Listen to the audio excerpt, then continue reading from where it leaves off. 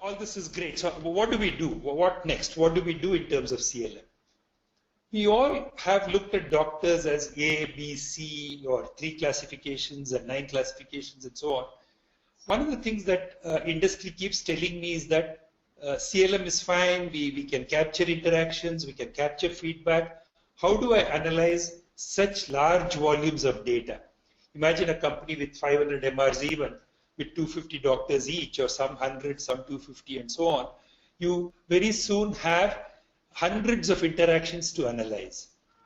And therefore, the first step that I would suggest in an implementation of CLM is identify what I would call D2C doctors, doctor to convert. So identify those doctors whom we want to convert from one level of adoption to another level of adoption.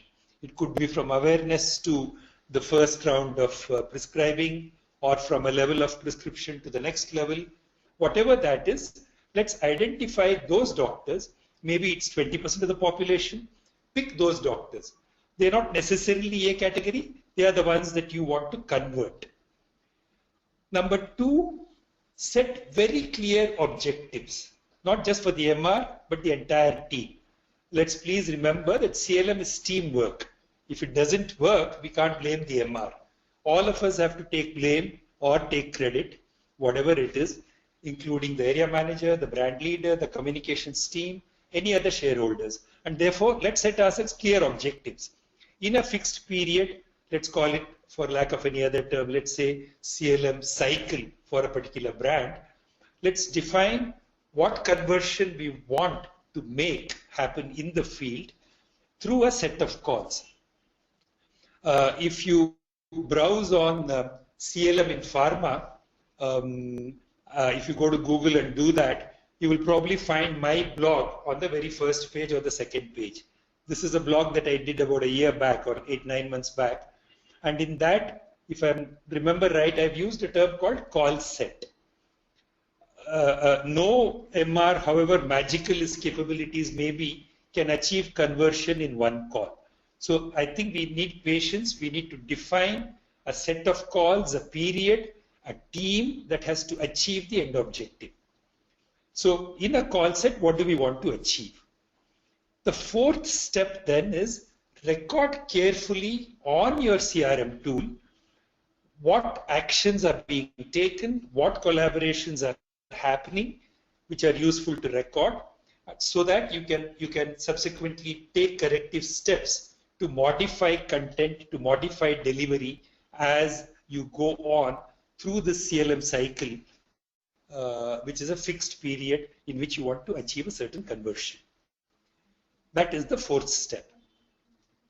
The 5th step, and I have intentionally made it bold, is to be able to modify content and delivery as much as is feasible reactively.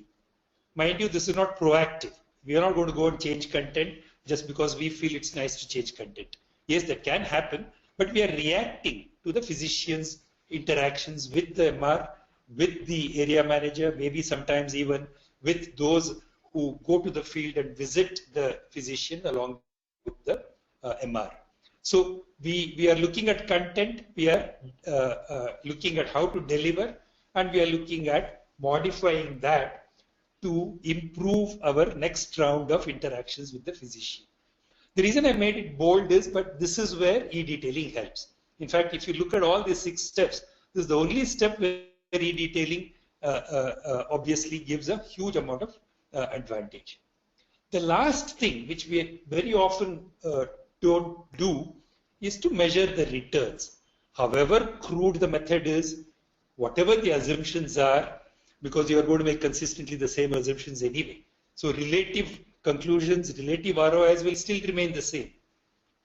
So let's try and measure the returns at a broad level, however crude those methodologies are. And I have a slide, I think, on how to measure an ROI as well. We'll try and see if we have the time to touch on that. So 6 practical steps to start looking at CLM with or without e-detailing. Okay, so this is the one thing that I would like to emphasize. CLM comes first. It doesn't mean that we have to scurry around and buy 100 iPads first to do CLM. Let's imbibe CLM as a concept, as a culture within the organization, and then of course graduate to investments on e-detailing if necessary. If we can afford it, and of course if it's justified. So in this slide, I'll just look at the advantages and consequences of adopting CLM without e-detailing. First, of course, the good news is that we don't need iPads and tablets and so on to practice CLM. The other thing is that if there is a good CRM platform, you can still record actions, you can record interactions, you can record collaborations as well as possible on a good CRM platform. That I think is key to this whole initiative. But the consequences are that the feedbacks are not captured real time, which you can if you do e-detailing. And of course, if you don't use e-content, which is what we are assuming if it's not e-detailing, that is if it's the old method of LBLs, then personalization of content and modifications of content, managing multiple versions of LBLs can of course be very, very expensive. This is a consequence. So it is possible to practice CLM without e-detailing. Not ideal, but it's possible. Then what does e-detailing do? It's an excellent tool. I'm not trying to undermine the importance of e-detailing at all. It is something that the industry will adopt more and more, and as it goes with technology, if physicians get tired of e-detailing, we'll think of some other tamasha to show the physician anyway. So this is not going to stop here. There will be innovation as we go along. When it comes to CLM with e-detailing, what's important to remember again is that I am practicing CLM through e-detailing. I'm not practicing e-detailing per se. The organization has told me to practice CLM, and I'm using e-detailing as an aid. So that's one thing that we need to constantly remember. The huge advantages are content management, because it's e-content, can become easy. With the use of HTML pages, we can track page-wise real-time feedback from the doctor. We can, of course, produce interesting content.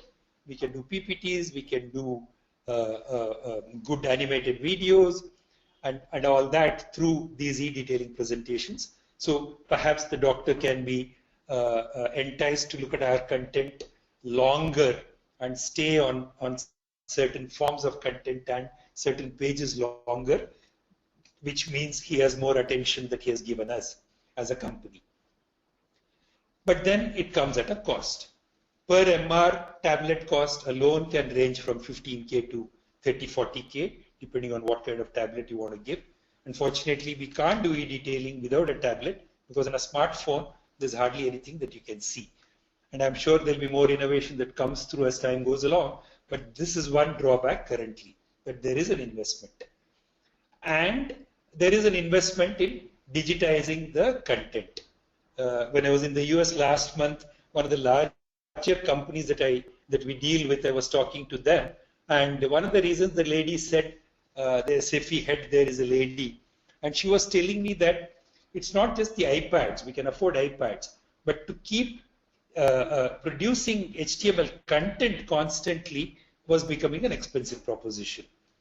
So that's something that you got to bear. I have some thoughts on that, but that's something that you got to bear, keep in mind. There is also a greater risk, as it often happens with anything to do with new technology, that it becomes so standard that you forget CLM and then you start using the same content over and over again. Either because you have forgotten the basic purpose of e-detailing, which is CLM, and therefore you are quite enamored by the AV audiovisual content, and you go on using the same content. That's a risk that should be absolutely avoided. And also the high cost of personalization, especially if UCPMP comes into play.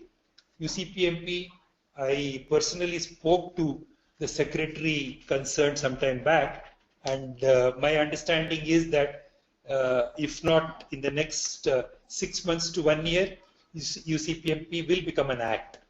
And the way our Prime Minister is going, I'm pretty sure UCPMP will become an act and will no longer be a guideline. Which means that there are stringent rules there and guidelines under, if I'm not mistaken, Section 3 onwards, which talks about how to deal with promotional content. So if you have to be careful, if you need approvals, etc., within the organization, you need everything be documented, then personalizing and modifying content can become a more expensive proposition than it is now. And finally, ROI is a measure that you need to constantly keep doing. So CLM is more fun with e-detailing, but we have got to remember, please, that it's CLM that I'm practicing, not e-detailing per se.